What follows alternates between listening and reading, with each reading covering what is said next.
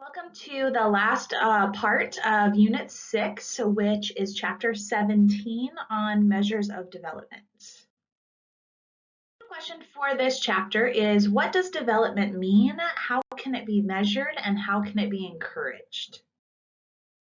And again, these are the big enduring understandings for the entire unit. So by the end of this unit, meaning the end of today, you should understand the Industrial Revolution as it diffused from its hearth, facilitated improvements in standards of living. That was from chapter 15. Measures of development are used to understand patterns of social and economic differences at a variety of scales. Development is a process that varies across space and time. And sustainable development is a strategy to address resource depletion and environmental degradation. By the end of this first section, you'll be able to explain social and economic measures of development. Measures of social and economic development include gross national income per capita, sectoral structure of an economy, income distribution, fertility rates, infant mortality rates, access to healthcare, and literacy rates. Measures of gender inequality include reproductive health indices of empowerment and labor market participation. The Human Development Index, or HDI, is a composite measure used to show spatial variations in levels of development. And HDI was created by the United Nations to look at all of these different types of demographics. First, we're going to talk about these different measures of development. Gross national product, gross domestic product, gross national income, and purchasing power parity. Measures of economic development focus on types of jobs, income, and economic output. In order to make the numbers from different countries comparable, the income and output figures are usually converted to US dollars and stated as a certain amount of money per capita, which means per person. Three common measures describe the total output of a country: gross national product per capita, gross domestic product per capita, and gross national income per capita. Now, again, looking at things per capita is the best way to actually compare countries. Because, for example, if you look at just GDP, not GDP per capita, but just GDP, and compare the US and China, it looks like they are very similar. But when you look at GDP per capita, meaning divided per person, you'll see that the US is much, much higher because there's a lot more people in China. So these are very important to look at. Other common measures used to measure wealth are sectoral job structure of the labor force, whether they're in that primary, secondary, or tertiary sectors. Consumption per capita, income distribution, and energy use per capita. Measures of social or human development indicate the quality of life that people experience in a country and the level of equity that exists. The most common measure cover variables such as birth rates, death rates, fertility rates, infant mortality rates, life expectancy, literacy rates, caloric intake, gender inequality, school enrollment rate, and access to healthcare. Terms of development. Development is a continuum that reflects the relative wealth and development of countries. People use various sets of terms to categorize countries on this continuum. Since most wealthy countries are in North America and Europe, and most poor countries are in South America, Sub-Saharan Africa, and Southern Asia, some people divide the world into a more developed North and less developed South. This imaginary line separating the two regions is sometimes called the Brandt line, named for Willy Brandt, a German politician interested in development. Australia and New Zealand are considered part of the North economically, even though they're geographically located far south. Measuring economic development. One way to measure economic development is by the sectoral distribution of the workforce. The least developed countries in the world have higher percentages of their labor force in the primary sector, while the more developed countries have higher percentages in the tertiary sector. A second way to measure economic development is by comparing either the annual incomes of people or the total accumulated wealth of people who live in various locations. This can be complicated by three problems. Countries have different currencies. This problem can be solved by converting all amounts to one currency, such as the US dollar. The value of currency also changes over time. This problem can be solved by converting all amounts of their amount in a specific year. Prices vary from country to country. In 2016, the same collection of goods that cost $1,000 in the US cost $590 in the Czech Republic, but $1,620 in Switzerland. This problem can be solved by converting amounts to their purchasing power parity, or PPP, which is based on what an amount of money will buy. So here's a good chart for kind of keeping all of these different terms for more developed versus less developed countries kind of straight in your mind. What you will see is that on the low end, in terms of GDP, in terms of all of these things, these are the different things that you might hear. You might call them low income countries. They could be called less economically developed countries. They could be called non-industrialized countries. They could be called low HDI countries.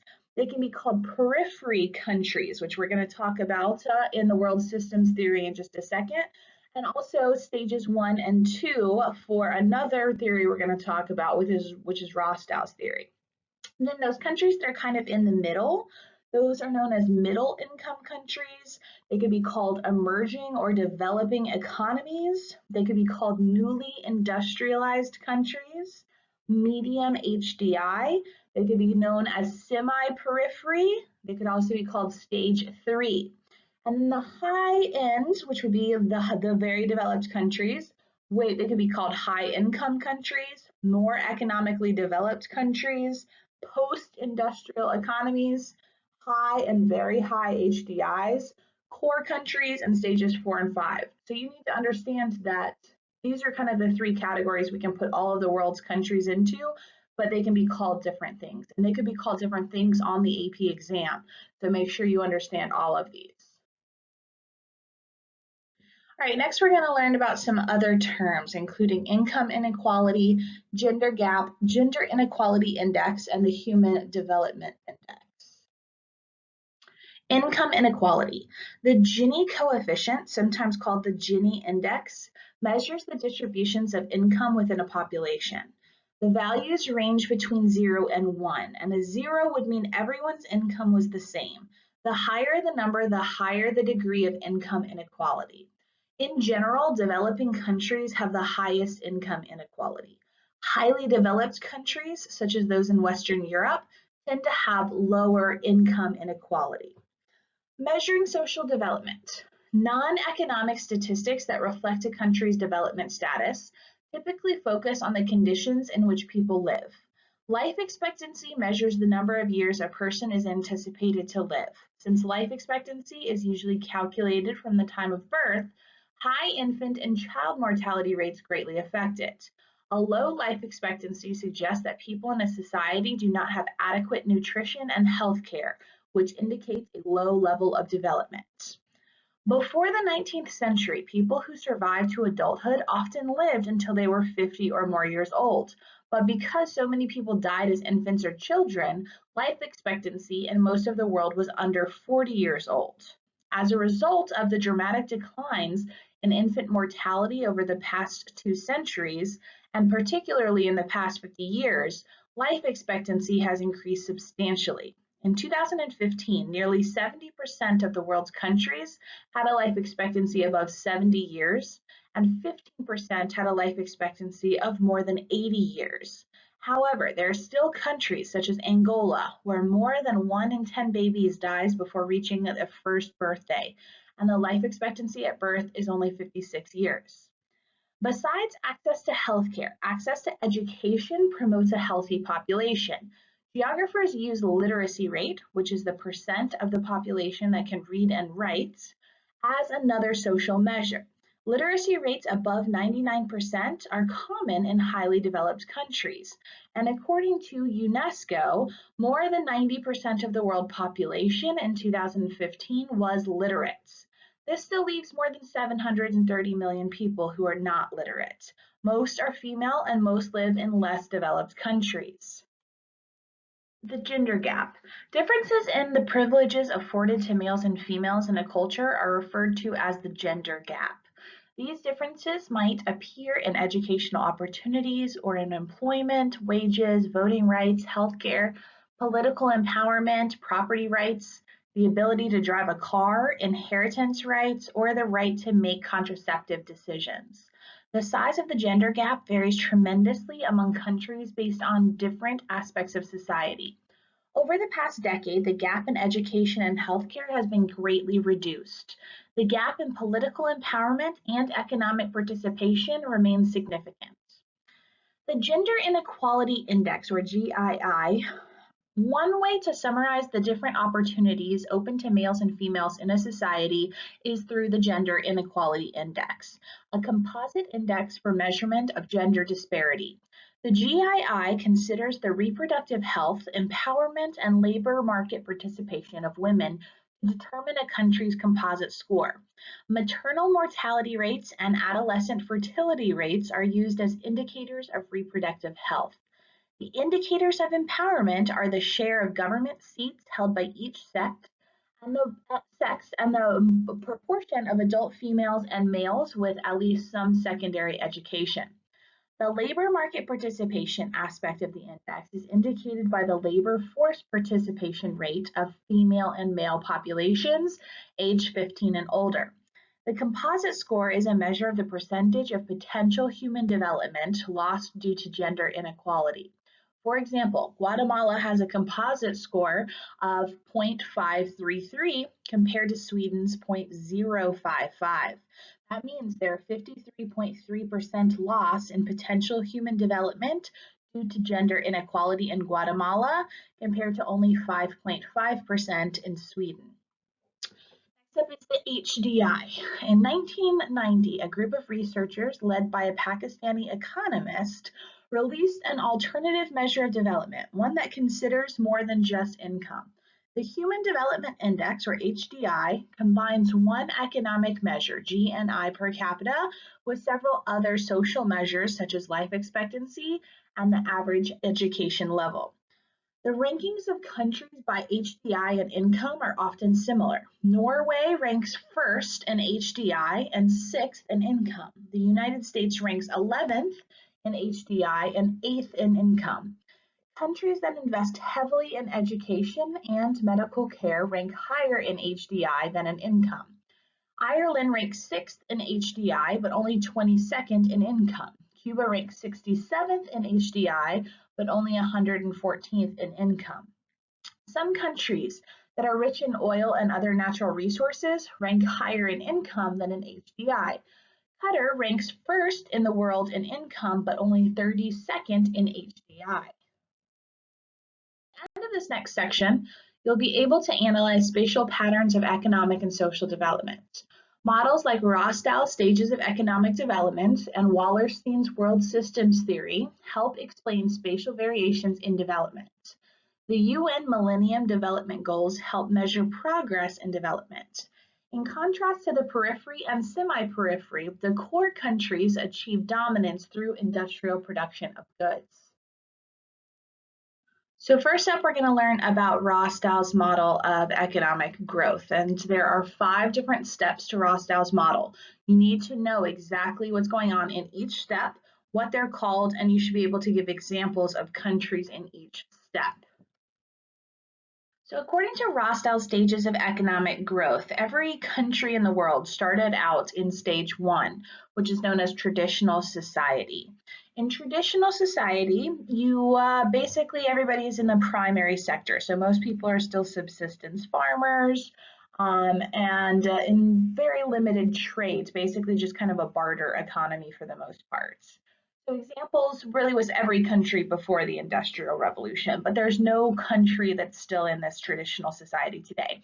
You could say some tribes in the Amazon or in Papua New Guinea, but no country is still in stage 1. Stage 2 is called preconditions for takeoff. This is when we start to see improvements in infrastructure, improvements in farming techniques, starting to export some of those primary sector materials, agricultural and raw materials, diffuses technology more widely. And this would be like your least developed countries today. So countries like Afghanistan and Niger, Mali, these countries would be in stage 2. Stage 3 is known as takeoff. This is when we see the open to major technological innovations. We start to see more secondary jobs, so industrialization starts to happen, and we start to see factories open up. We also see a rural to urban migration start to happen. A good example of this would be like Bangladesh today. Also, Indonesia would be a good example of this. Vietnam, many of the countries in Southeast Asia. Stage 4 is drive to maturity. This is when we start to see even more secondary sector, but even the beginning of tertiary sector jobs. We see new industries, improvements in energy transportation. These are going to be countries like Brazil, China, Mexico. They're going to be in this drive to maturity stage. And then the last stage, high mass consumption. This is when most people are now in the tertiary sector. So we're post-industrial economies. And this would be your highly developed countries. So the US, Japan, all of the Western European countries would be in this high mass consumption stage. Besides Rostow's, you also need to know Wallerstein's world systems theory. So we're going to talk about that now. So according to Wallerstein's world systems theory, there are 3 categories that all of the world's countries can fall into. There are core countries, semi-periphery countries, and periphery countries. Basically, the core countries are the highly developed countries, the periphery countries are the less developed countries, and the semi-periphery are those middle of the road, middle income countries. And what this theory says is that each of these countries needs each other. The periphery, the least developed countries, need the core countries for capital. The core countries need the periphery countries for natural resources. The core countries need the semi-periphery countries for the manufacturing that they do because it's much cheaper to do it in those places. The semi-periphery needs the periphery for raw materials and vice versa. So all 3 of these groups need each other to make the global economy work like it does. And that's really the world systems theory kind of in a nutshell. One of the major ways that we see development being promoted today is through NGOs. NGO stands for non-governmental organization. And there's all different types of NGOs and they have different purposes, but all of them really are trying to help the development in usually less developed places. So some famous ones that you've probably heard of is things like Doctors Without Borders. And Doctors Without Borders provides healthcare in response to emergencies in less developed countries. But here's just a list of some of the biggest NGOs. And you'll see most of them are headquartered in more developed countries like the US. We see the UK, Denmark, Switzerland. And they mainly work, though, in lesser developed countries.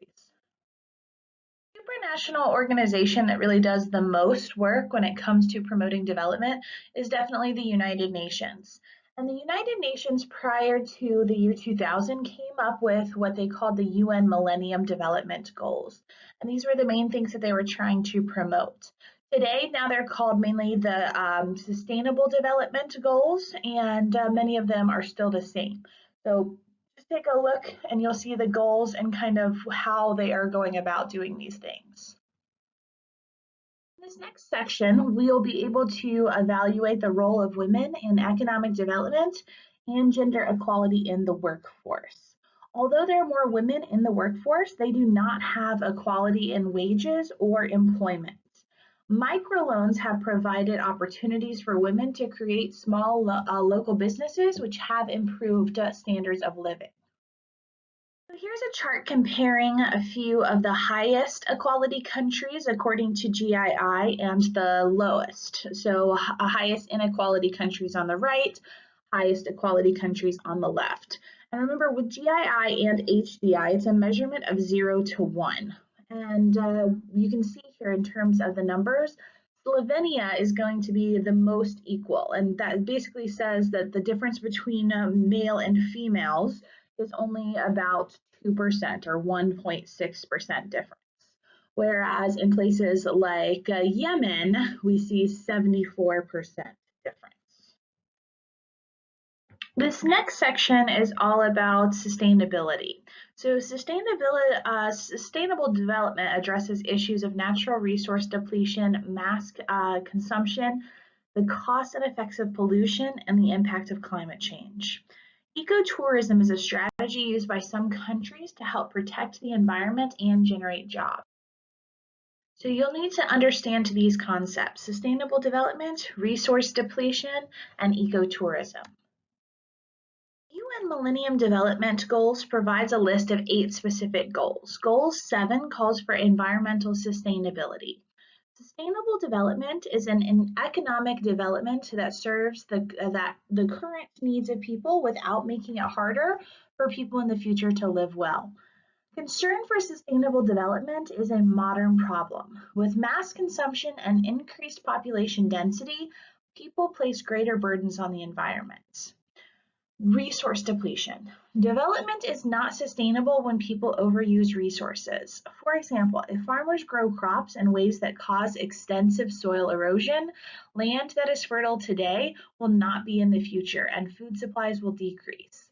To protect the soil, many farmers have changed how they plant and plow. Environmental degradation. Sustainable development also includes reducing air and water pollution, reducing waste through recycling and composting, and fighting climate change. Shifts in climate patterns can cause dramatic problems for people. If climates continue to get warmer, diseases once confined to areas around the equator could spread and devastate new areas, like malaria. If ocean levels rise, people along coasts could be forced to move or spend huge sums of money to hold back the water, and the vast percentage of the world's population lives near the ocean. If storms and droughts become more extreme, people with the fewest resources to move or to protect themselves will be at greatest risk. And finally, ecotourism. One effort to promote sustainable development is ecotourism. That's tourism that attempts to protect local ecosystems and educate visitors about them. For example, tourists who visit selected sites in Costa Rica's cloud forest, Botswana's wildlife habitats, and Australia's coral reefs might be charged a fee to fund maintenance of these special areas and to create sustainable jobs. So that finishes it up for Unit 6. Next week, you are going to watch a documentary that focuses more on this last slide about sustainability. This week, you are going to watch one that's more about development. So please make sure you're watching these videos. They're very important to helping you understand these concepts.